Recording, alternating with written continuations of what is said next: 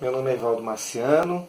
Este é mais um vídeo dos Maracatus da Resistência e hoje nós vamos falar um pouco sobre o concurso de agremiações carnavalescas da cidade do Recife. Como vocês devem saber, este canal é uma articulação de grupos de maracatu, né? Maracatus infantis, Maracatus nação adultos, mas ele também tem o propósito e o compromisso de falar um pouco sobre a história dos Maracatus nação de um modo geral. Durante muitos anos, durante mais de 20 anos, eu fui maracatuzeiro, mas hoje, atualmente, eu sou professor da Universidade do Estado da Bahia, mas nem por isso deixei de ser maracatuzeiro, de ser recifense, de ser pernambucano. Como dizia minha avó, um pernambucano pode estar fora de Pernambuco, mas Pernambuco jamais estará fora de um pernambucano. O concurso, ele nem sempre teve o formato que tem hoje, né? Antes de mais nada, precisamos deixar claro uma coisa. No final do século XIX, nós pudemos identificar o registro de algumas agremiações carnavalescas nos jornais existentes à época. Que jornais nós podemos pesquisar? Né? Jornal do Recife, Jornal Pequeno, Pequeno Jornal, Diário de Pernambuco. Todos esses jornais, no final do século XIX, nos dão notícias de diferentes agremiações. Recentemente, eu escrevi um artigo sobre o samba pernambucano que existiu nos anos 80 do século XIX. Pasmem vocês, em Pernambuco, em Recife, existiam agremiações com o nome de samba. Como eram, como se organizavam, que ritmo fazia, nós não sabemos. Né? Mas nós sabemos que tinha maracatu no século XIX no Recife. Isso é possível de ser aferido com base na verificação das documentações dos jornais. No século XIX, os jornais não falam de concurso. A ideia de concurso ela veio aparecer já nos anos 10 do século XX. E como é que eram esses concursos dos anos 10? Eram concursos privados. Você tinha os carnavais de rua. A configuração urbana da cidade do Recife era muito diferente da que você tem atualmente. Era uma cidade menor, com outro traçado urbano. As agremiações carnavalescas, em sua maioria, se deslocavam a pé, faziam seus trajetos a pé. Então você tinha os carnavais de rua. Essas ruas, elas organizavam seus carnavais, elas faziam enfeite das suas ruas. Aonde é hoje o Camelódromo, aonde é hoje a Dantas Barreto, ali você tinha várias ruas. Rua Augusta, Rua de Hortas, dentre outras. Essas ruas, cada uma delas, tinha sua comissão do carnaval. Havia também a comissão do carnaval do Pátio do Terço. Era bastante atuante. Vocês vão encontrar muitas notícias de jornais sobre a comissão do Carnaval do Pátio do Terço nesses jornais que eu mencionei e que podem ser encontrados na Fundação Joaquim Nabuco, na Hemeroteca do Arquivo Público do Estado de Pernambuco e na Biblioteca Nacional no Rio de Janeiro. Então nós tínhamos os carnavais de rua.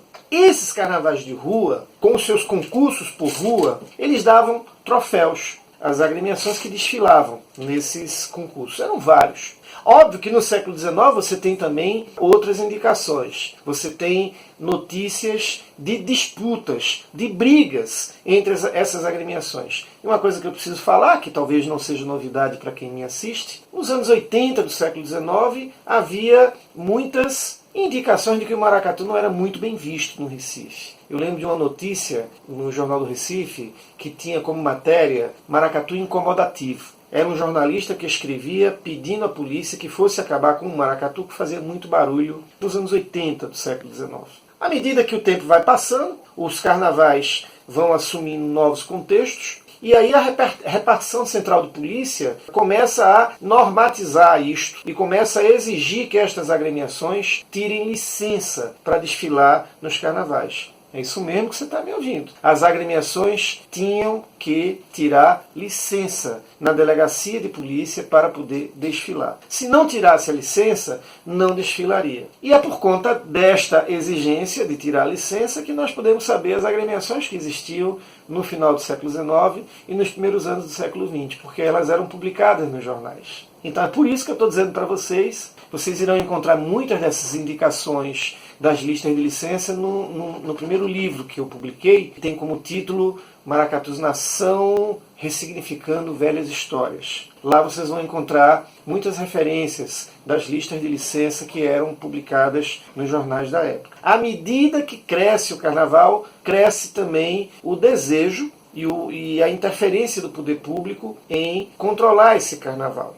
Então, deixa de haver os carnavais de rua? Não, eles continuam existindo. Os concursos carnavalescos de rua continuam existindo. Mas agora você vai ter também os carnavais das empresas privadas. Então, o Jornal Pequeno, por exemplo. O Jornal Pequeno organizava um tipo de concurso que era assim. A pessoa comprava o jornal, recortava um pedaço do jornal e mandava para a diretoria do jornal, para a sede do jornal, o seu voto. Eu vou votar na agremiação tal como a melhor. Então, você tinha essa modalidade. As revistas também organizavam alguma companhia que produzisse algum produto. Eu lembro de um concurso de uma marca de refrigerante que fazia isto. Mas esta ideia de concursos diversos é uma indicação de que tanto a sociedade desejava ver uma disputa dessas agremiações, como também os participantes dela queriam fazer parte destas disputas. Como fazer para perceber que o concurso existia, né? Como fazer para perceber que havia um espírito que indicava sinais de que esse concurso era aceito pelas pessoas que faziam as agremiações e também pela sociedade. Então, até os anos 30, este concurso era feito de uma forma dispersa, espontânea, até que em 35, com a fundação da Federação Carnavalesca de Pernambuco, esta federação intervém na vida dessas agremiações e ela passa a organizar um concurso único. Então pode-se dizer que o primeiro concurso unificado das agremiações carnavalescas na cidade do Recife foi em 35, sob intervenção da Federação Carnavalesca de Pernambuco. E aí algumas dicas para aqueles e aquelas que gostam de se remeter à tradição, à pureza. Foi aí em 35 que começa a se dar as bases dessa ideia de uma tradição que vai sendo inventada nesse processo. Porque a Federação Carnavalesca vai dizer, olha, todas as modalidades têm que ter o estandarte. Por isso que a imensa maioria das agremiações carnavalescas de Pernambuco tem um estandarte, excetuando os blocos, que fazem o frevo de bloco. Batuta de São José, Madeira do Rosarinho, Inocente do Rosarinho, Pirro de São José. Fora os blocos e as escolas de samba, trazem uma bandeira, né? Os demais tinham estandarte. E esse estandarte foi uma exigência da Federação Carnavalesca já no Carnaval de 35. Isso reflete um pouco, né, como que a sociedade de cima para baixo começa a normalizar e controlar o Carnaval. Imagine uma cidade com um espaço urbano que na época do Carnaval tinha suas ruas tomadas por pessoas de todo tipo. Isso era um perigo para a polícia. As elites nesse país sempre tiveram medo de povo. Não é muito diferente de hoje em dia, né? E aí as pessoas que iam nas ruas tinham que ser controladas. As agremiações tinham que ser controladas. E uma excelente forma de controlar, primeiro é pedir que elas tirem licença para desfilar no Carnaval. E o segundo momento é organizá-las, estabelecer regras para que elas cumpram. Tudo isso aconteceu. A Federação Carnavalesca de Pernambuco, ela organizou o concurso até mais ou menos meados dos anos 50. Em 55, você tem a instauração, a oficialização do Carnaval sendo feito pela Prefeitura da cidade do Recife. Eu vou ler aqui a nota para vocês. Diz a nota, até os anos 50 deste século XX, foi a Federação Carnavalesca Pernambucana responsável pela organização do Carnaval do Recife. Em 1955, o prefeito Dijaí Brindeiro sancionou a lei número 3346 de 7 de junho de 55, oficializando o Carnaval do Recife, que passou a ser organizado pelo Departamento de Documentação e Cultura. A nova lei tinha por objetivo a promoção do Carnaval dentro dos seus moldes tradicionais, preservando, sobretudo, os clubes de frevo, os maracatus em sua forma primitiva e os clubes de caboclinhos. É aqui em 55 que a prefeitura não só começa a organizar o concurso, começa a disponibilizar a arquibancada, né? Antes não era arquibancada, antes era um palanque. O palanque da Federação Carnavalesca, que passou a ser organizado pela prefeitura e que era na pracinha do do diário. No final dos anos 50, início dos anos 60, esse carnaval vai aumentando, e aí, nos anos 70, há momentos em que ele, ora é na Dantas Barreto, que é aberta nos anos 70, né?